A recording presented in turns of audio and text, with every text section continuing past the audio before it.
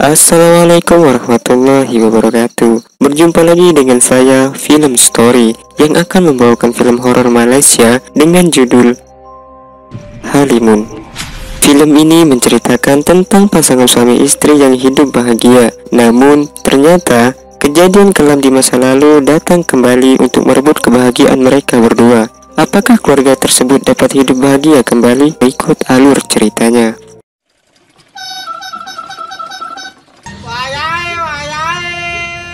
Film dibuka dengan memperlihatkan pria bernama Zahir yang bekerja sebagai koki di sebuah restoran. Pada suatu hari, dia bertemu dengan seorang wanita bernama Laila yang menurut Zahir itu membawa perubahan besar di kehidupannya. Kemudian, singkat waktu, Zahir pun meminang Laila untuk dijadikan istri. Yang lalu, mereka pindah ke rumah baru pemberian orang tua Zahir. Singkat cerita, pada malam harinya, Laila yang sedang di dapur tiba-tiba merasakan kehadiran makhluk gaib di sekitarnya. Kemudian, dia mengangkat tangan sambil berkata bahwa dirinya sudah memiliki penjaga. Sementara Zahir yang melihat hal itu tak terlalu memikirkan kejadian tersebut. Sambil makan bersama, mereka berdua saling mendalami karakter masing-masing. Dikarenakan perkenalan yang sangat singkat membuat hubungan mereka tidak dilandasi pemahaman satu sama lain. Diceritakan Laila adalah anak yatim piatu yang tinggal di panti asuhan. Selama ini, ia bercerita jika ayah dan ibunya telah lama meninggal dikarenakan kena guna-guna. Laila juga menceritakan ketika dirinya kecil, keluarganya tak jarang diganggu oleh makhluk tak kasat mata. Laila juga sering sakit-sakitan tanpa diketahui penyebab penyakitnya. Mendengar kisah keluarga Laila, Zahir berjanji dia akan selalu menjaga dirinya dengan baik. Singkatnya, 4 bulan berlalu. Zahir mendapatkan tugas untuk keluar kota selama 3 hari. Di situ terlihat perut Laila semakin membesar karena usia kehamilannya sudah menginjak 5 bulan. Di sana, Zahir meminta izin pergi keluar kota karena urusan pekerjaan. Malam harinya, Zahir terbangun karena merasakan ada yang menjilati jempol kaki istrinya. Dan benar saja, sosok mengerikan nampak jelas sedang menjilati kaki istrinya. Tetapi, saat lampu dinyalakan, sosok itu menghilang entah kemana. Pagi harinya, Zahir bersiap-siap pergi meninggalkan istrinya selama 3 hari. Di scene lain, kita dikenalkan dengan pria bernama Ustadz Adi. Dia mendapatkan telepon dari asrama putri yang meminta bantuannya untuk menangani kerasukan massal. Ternyata, 5 gadis yang tinggal di satu kamar mengalami kerasukan. Ustadz Adi menggunakan sarung tangan untuk menyembuhkan satu persatu dan membacakan ayat suci Al-Quran. Dan diketahui, sebelum mereka kerasukan, para gadis ini sempat bermain jilatkung. Di sana, Ustadz Adi menasihati mereka untuk tidak bermain dengan hal gaib karena mereka tak memahami seberapa bahaya resikonya. Kemudian scene berpindah kepada Zahir yang tengah berteleponan dengan istri tercintanya. Tapi tiba-tiba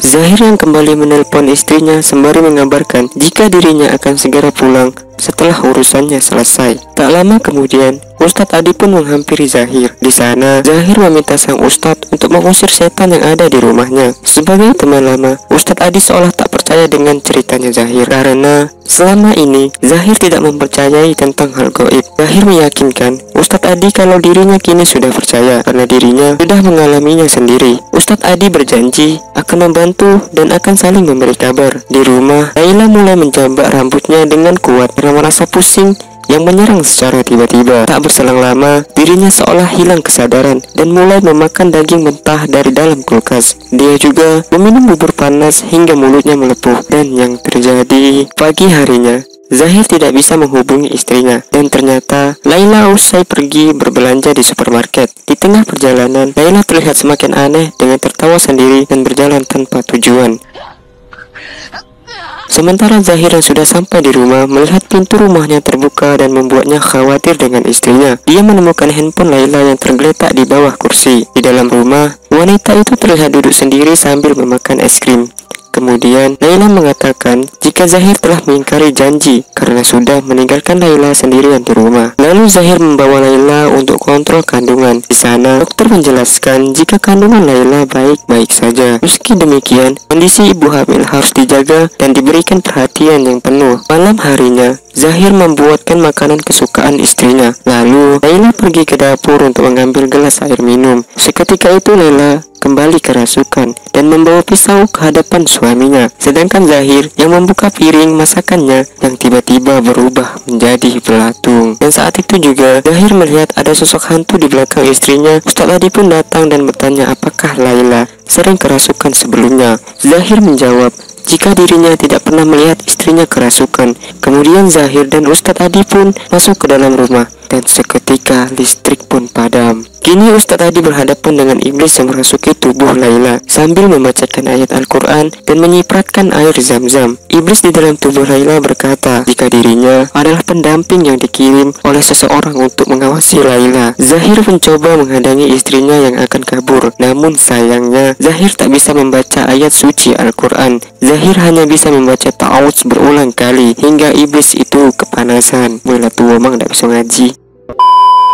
Ustadz Adi segera meruqyah Laila sampai akhirnya iblis itu pun keluar dari tubuhnya. Sosok iblis itu tampak mengerikan dan menempel di punggung Laila. Beberapa bulan kemudian, Zahir kembali membawa Laila untuk mengecek kandungannya. Dokter menjelaskan jika Laila sangat stres di rumah mereka. Lalu dokter menyarankan agar mereka sementara waktu pindah ke tempat yang lebih tenang dan nyaman. Akhirnya, mereka pun pindah ke pedesaan yang jauh dari keramaian. Di suatu malam, Ustadz Adi tertidur. Dia memimpikan Zahir yang tubuhnya diikat di sebuah tiang. Di sana, terdapat Laila yang langsung menusukkan pisau ke tubuh Zahir. Setelah itu, Ustadz Adi diikat di tiang dan tubuhnya dibakar secara hidup-hidup. Saat pagi hari, Zahir pergi membeli roti dan teh untuk istrinya. Seketika, penjual roti itu tampak kebingungan dan hanya bisa diam sambil terus memandangi Zahir. Di scene lain, Adi mendatangi Profesor Sulaiman untuk menafsirkan mimpinya semalam. Kemudian, Adi menceritakan tentang keadaan yang dialami Zahir dan istrinya, bahwa Laila sering diganggu jin sejak masih kecil. Orang tua Laila pun telah tewas akibat diteluh oleh seseorang. Lalu Profesor Sulaiman menyarankan Adi untuk selalu berhati-hati dengan kasus yang menimpa pasangan tersebut. Dia juga menyarankan agar Adi untuk mengajak Asif jika akan menemui Zahir. Malam harinya, ayah Zahir menelpon anaknya karena mendapatkan firasat yang buruk. Sedangkan Ustadz Adi kembali bermimpi Zahir yang sedang memeluk istrinya sambil mengatakan jika semua ini adalah salah Adi. Tubuh Ustadz Adi kembali terikat dan dibakar secara hidup-hidup. Dengan segera dia pun bersiap-siap untuk pergi ke rumah ayahnya Zahir, yaitu Datuk Ismail. Tak lupa dia menelpon Asif untuk menemani pergi ke sana. Sesampainya di sana, ayah Zahir menjelaskan bahwa anaknya sudah pindah ke desa untuk mencari ketenangan. Asif tiba-tiba tertuju ke satu arah dan bertanya dengan siapakah Datuk Ismail di dalam foto tersebut. Walaupun Asif ini buta, tapi dia memiliki insting yang kuat mengenai hal goib. Lalu Pak Ismail menjawab kalau foto itu adalah kisah lama saat dirinya masih menjadi politisi negara. Kemudian Pak Ismail memberikan alamat dan nomor telepon yang baru kepada Ustadz Adi. Tetapi sebelum mereka pergi, Asif izin menumpang ke toilet. Setelah dari toilet, mereka pergi ke rumah Zahir.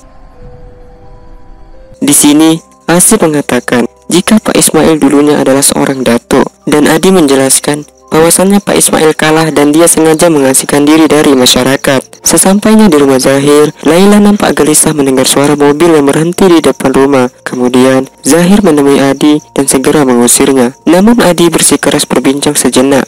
Akhirnya, mereka duduk bersama sembari menanyakan kabar masing-masing. Kemudian, Adi menjelaskan jika sebenarnya Laila sudah meninggal dunia. Zahir yang tidak terima segera masuk ke dalam rumah. Scene berganti ke masa lalu saat dia meruqyah Laila. Ketika Zahir membawa Laila cek kandungan, ternyata bayi yang ada di dalam kandungannya sudah menghilang secara tiba-tiba. Walaupun perut Laila semakin membesar, namun bayi yang ada di dalam kandungannya sudah menghilang tanpa ada kerusakan rahim. Laila mengalami depresi berat sementara Zahir tetap setia menemani istrinya sampai dia berhenti dari pekerjaannya. Setelah menempati rumah yang ada di pedesaan itu, Laila justru semakin depresi dan larut dalam kesedihannya. Kemudian, di suatu malam, tubuh Laila demam tinggi dan tidak bisa sembuh meskipun sudah berobat kemana-mana. Dan akhirnya, Laila pun meninggal dunia. Sementara Zahir bersedih dengan kejadian yang dialami istrinya, dia mengaku kepada Adi jika dirinya melakukan mantra sihir untuk membangkitkan arwah istrinya. Hingga suatu malam, Laila kembali datang menemui seperti sedia kala. Lalu Ustadz Adi segera masuk ke rumah Zahir untuk menemui sosok Laila yang dipanggil oleh Zahir. Ustadz Adi sangat terkejut ketika melihat banyak bangkai ayam dan banyak sesajen. Tak berselang lama, Laila muncul dan menantang Adi untuk bertarung 1 lawan 1. Pergi bibi ini. Sedangkan di luar rumah, Laila muncul sambil memanggil suaminya di bawah pohon. Sementara itu, Ustadz Adi masih berusaha mengusir iblis yang tertawa saat dibacakan ayat suci Al-Quran.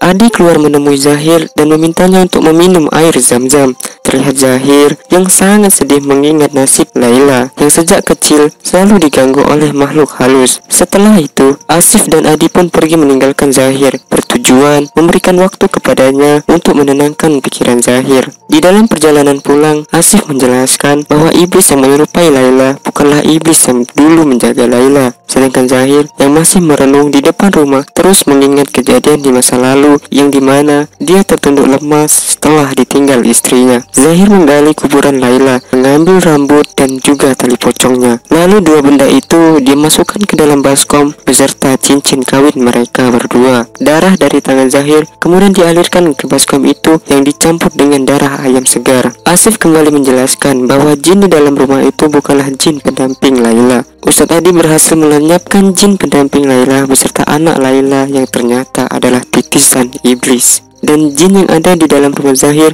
itu adalah jin yang berasal dari Pak Ismail. Asif menyadari ada lambang di tiang rumah tersebut. Lambang di tiang itu sama persis dengan lambang di buku yang ada di rumah Pak Ismail. Asif mendapatkan buku itu ketika dia pergi ke toilet. Dia merasakan ada kekuatan besar dari buku itu dan dia mencurinya. Dia lalu memberikan buku itu sambil mengatakan jika sampul buku itu terbuat dari kulit manusia. Selain mantra sihir, di dalam buku itu juga terdapat panduan untuk mendalami ilmu gaib. Seketika Adi teringat dengan ucapan Profesor Sulaiman yang mengatakan saat di kampus. Di waktu yang sama, Pak Ismail mendengar suara iblis yang berkata, Zahir meminta bantuan kepada iblis itu, seperti apa yang dilakukan Pak Ismail dulu. Di sana, Pak Ismail berteriak jika dirinya sudah mengorbankan cucunya untuk iblis itu. Tetapi